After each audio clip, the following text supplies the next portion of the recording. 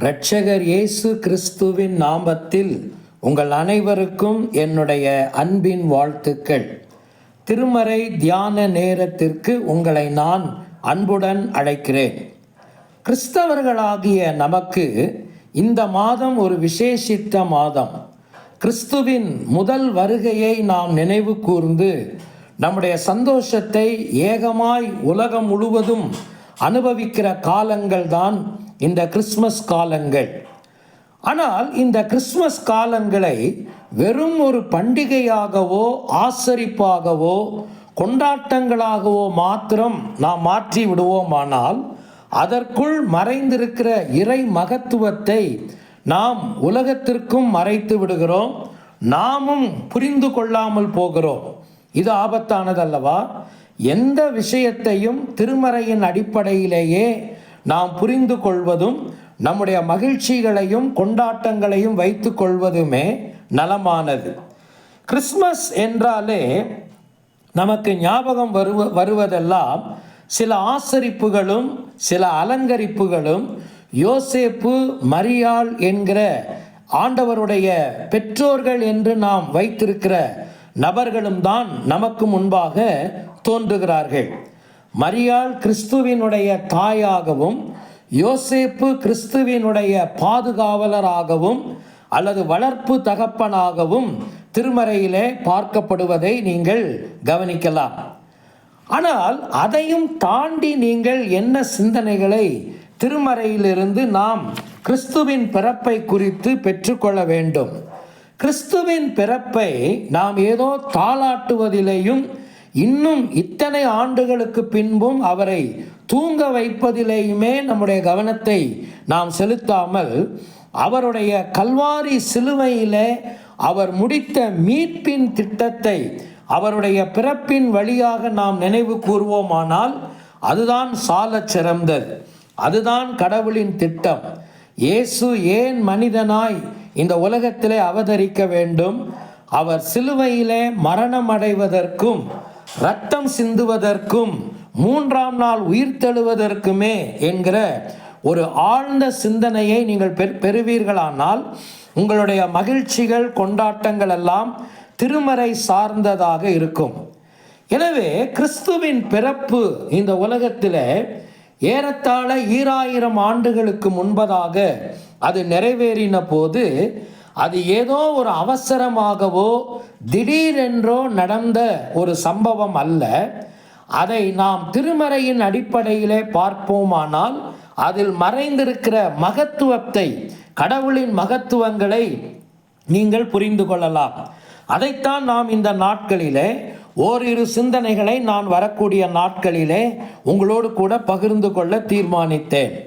முதலாவதாக நீங்கள் புரிந்து கொள்ள வேண்டிய முதல் காரியம் என்னவென்றால், கிறிஸ்துவின் பிறப்பு என்பது சடுதியானது அல்ல. அதன் பொருள் என்ன? அது ஏதோ திடீரென்று நடந்து விட்டது அல்ல, அவசரமாக நடந்து விட்டது அல்ல, எதேச்சையாக நடந்து விட்டது அல்ல. அது கடவுளின் நித்திய திட்டத்தில் இருந்தது என்பதை நாம் புரிந்து கொள்ள வேண்டும்.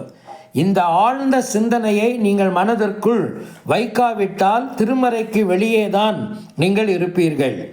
அது கடவுளுடைய நித்திய திட்டத்தில் இருந்தது என்பதற்கான அர்த்தம் என்னவென்றால், உலகங்களும் அண்ட சராசரங்களும் மனிதனும் சகலவிதமான படைப்புகளும் படைக்கப்படுவதற்கு முன்னமே, காலங்கள் உருவாவதற்கு முன்னமே, அனாதியாய் என்றென்றைக்கும் இருக்கிற வாழ்கிற கடவுளின் திட்டத்திலே இந்த மீட்பின் திட்டமாகிய கிறிஸ்துவின் பிறப்பு இருந்தது என்பதை நாம் புரிந்து கொள்ள வேண்டும்.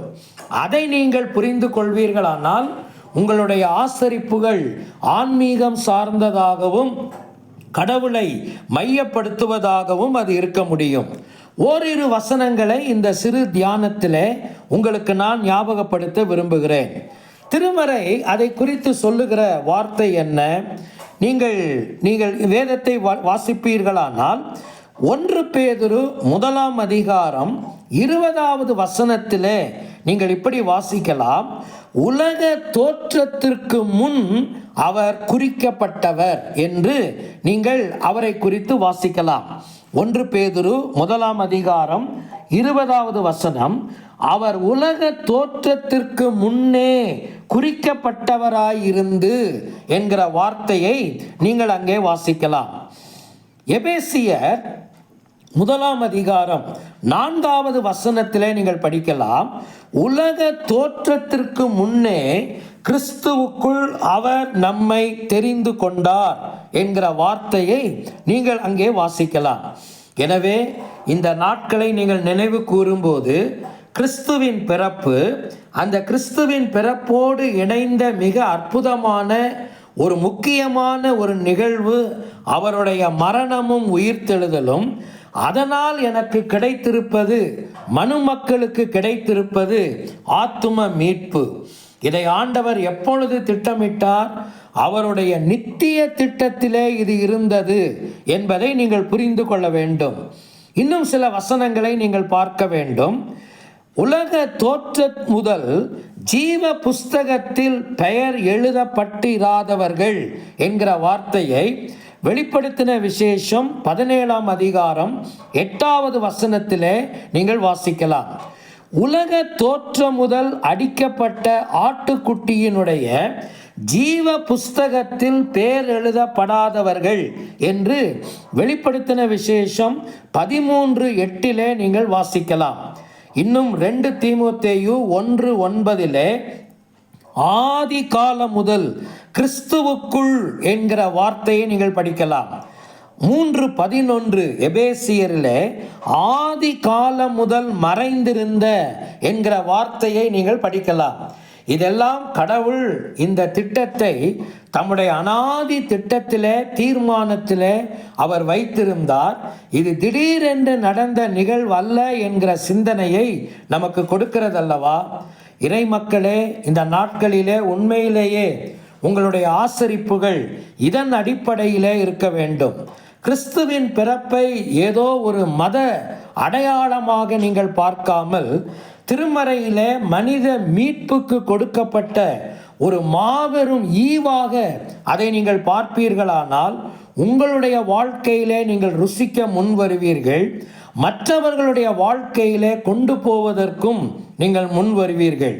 ஒருவேளை இந்த நாட்களிலே நீங்கள் செய்கிற எல்லா விதமான ஆசரிப்புகள், உங்களுடைய கொண்டாட்டங்கள், உங்களுடைய ஆராதனைகள் அல்லது உங்களுடைய எல்லா விதமான சந்தோஷங்களை உலகத்திற்கு நீங்கள் வெளிப்படுத்தும் போது கிறிஸ்துவின் பிறப்பு என்பது கடவுளின் நித்திய திட்டத்தில் இருந்தது என்கிற சிந்தனையோடு நீங்கள் இதை ஆசரிப்பதும் உலகத்திற்கு கொண்டு போவதுமே ஒரு உண்மையான கிறிஸ்தவத்தின் வெளிப்பாடாக இருக்க முடியும் என்பதை நீங்கள் உணர வேண்டும். இப்படிப்பட்ட சிந்தனையோடு இந்த நாட்களை நீங்கள் தொடருங்கள். மேலும் ஒரு சில சிந்தனைகளை இதை குறித்து நான் இடையிடையே உங்களோடு கூட பகிர்ந்து கொள்கிறேன்.